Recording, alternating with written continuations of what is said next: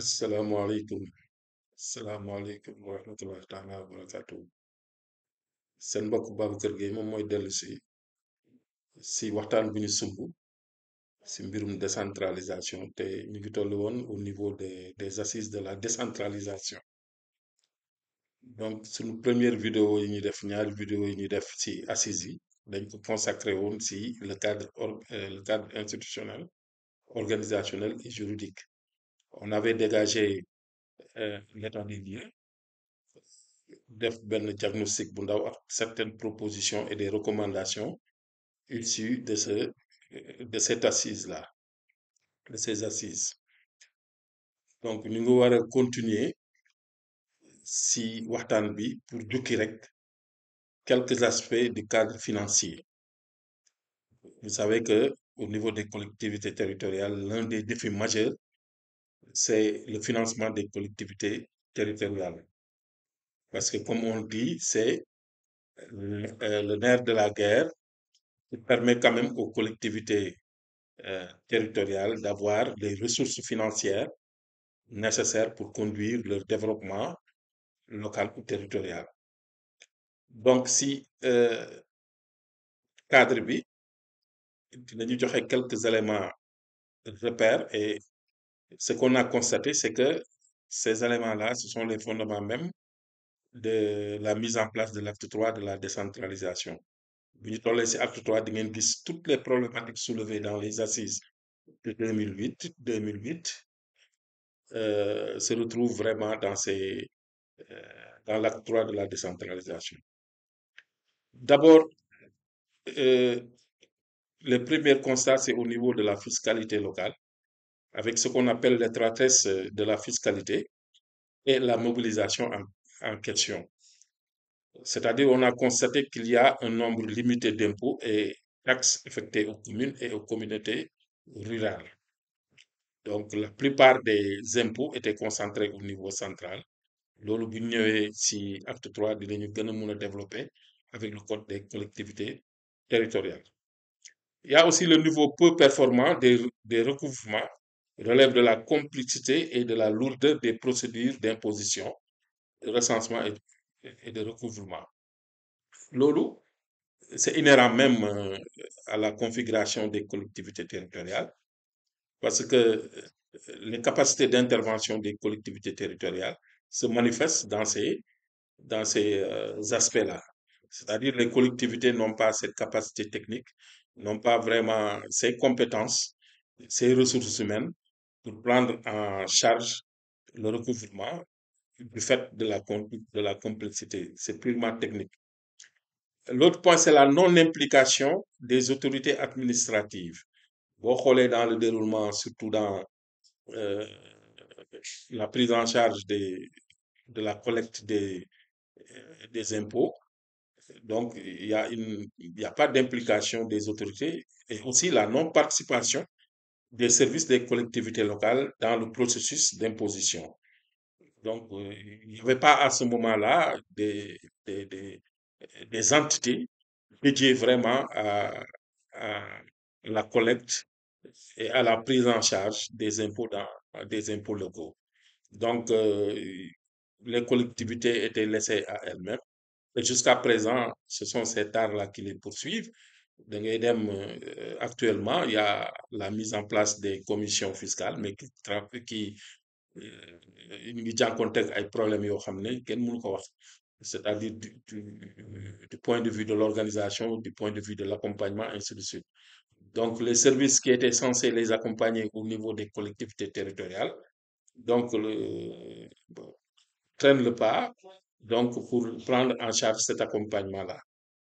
Donc, vous avez la gestion souvent laxiste des infrastructures marchandes, source d'importantes évasions fiscales, euh, sont aussi notées. Par exemple, dans la gestion des marchés, la gestion euh, des gares routières, ou alors la gestion du patrimoine communal union loué, par exemple. Il n'y a pas une politique de gestion des infrastructures dans les collectivités territoriales. Donc, rarement l'on évoquer ces aspects-là au niveau du conseil municipal pour pouvoir mettre en place une politique et une stratégie d'entretien des infrastructures qui peuvent être des sources potentielles quand même de ressources financières importantes.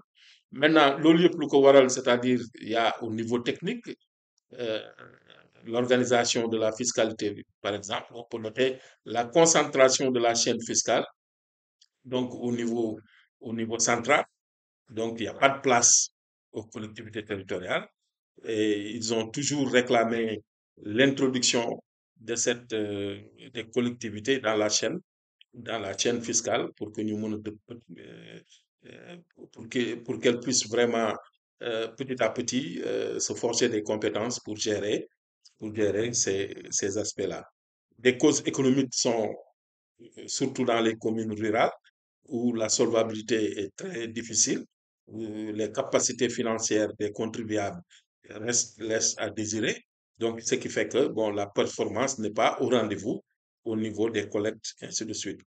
Les causes financières, ils avaient noté autant les nombreux dégrèvements, exonérations, exemptions et réductions qui empêchent les collectivités locales et ne sont pas compensées.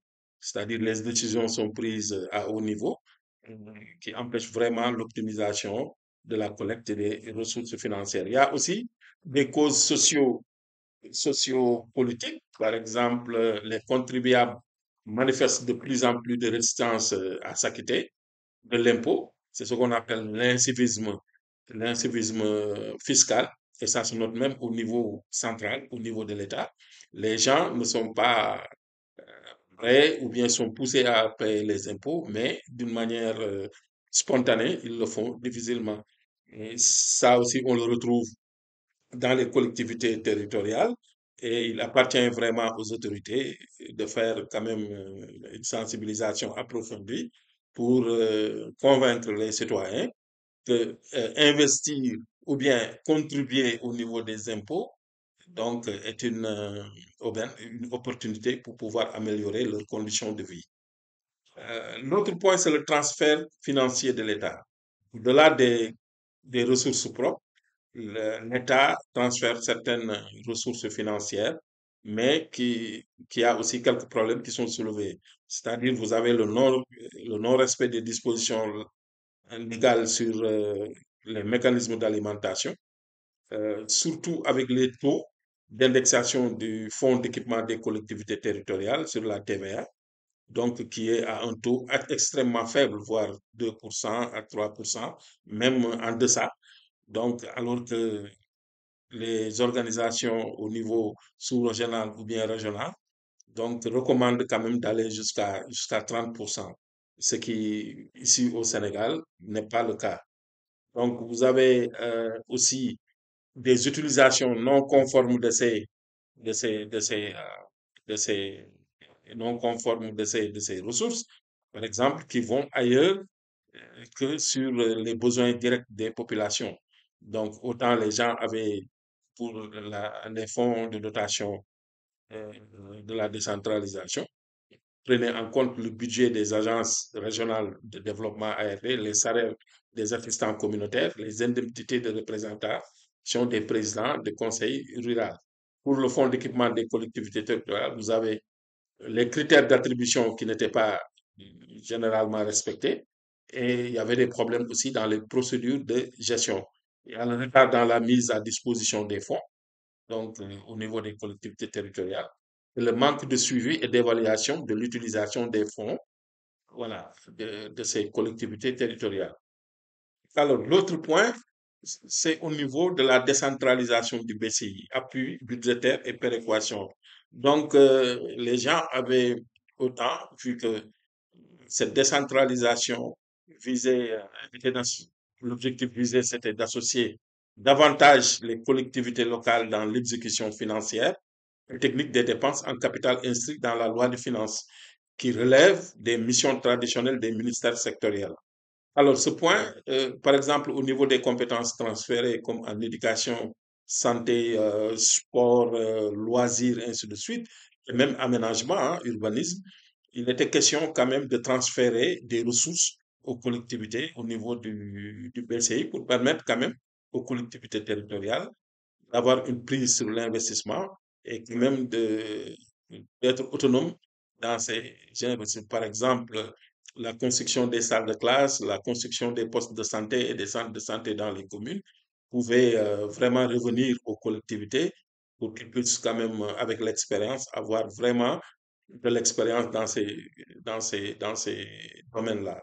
Mais on a vu que quand même, quand l'État l'a mis en place, automatiquement, quelques années après, bon, l'État a reculé et a laissé les, les collectivités dans cette situation. Il y avait une existence aussi des cadres juridiques qui est spécifique.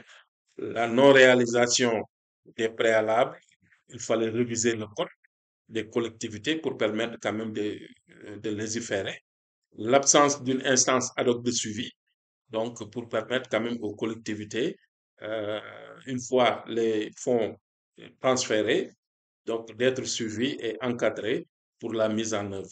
L'autre point, c'est l'intercommunalité qui est extrêmement importante parce que l'intercommunalité est une modalité de coopération entre deux ou plusieurs collectivités locales d'un même pays qui souhaitent mutualiser leurs moyens et ressources dans l'optique d'entreprendre des actions d'intérêt commun. Euh, on a noté l'absence vraiment d'un statut clair pour ces structures communales et l'insuffisance des ressources des structures intercommunales.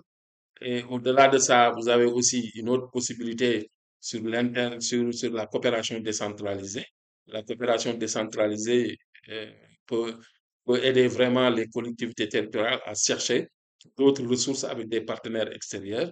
Mais en ce moment-là, quand on faisait les assises, il n'y avait pas vraiment une stratégie ou une politique de coopération décentralisée mise en place. On verra par la suite avec l'acte 3 de la décentralisation, avec la réapparition de la direction de la coopération décentralisée, des mesures ont été prises pour vraiment évoluer pour évoluer dans dans cette optique. Donc, nous nous vous retrouverons dans nos prochaines vidéos pour un peu revenir sur les perspectives, hein, au-delà de ces constats, comment, dans ces assises, les gens avaient fait des projections pour améliorer ce cadre financier. Je vous remercie.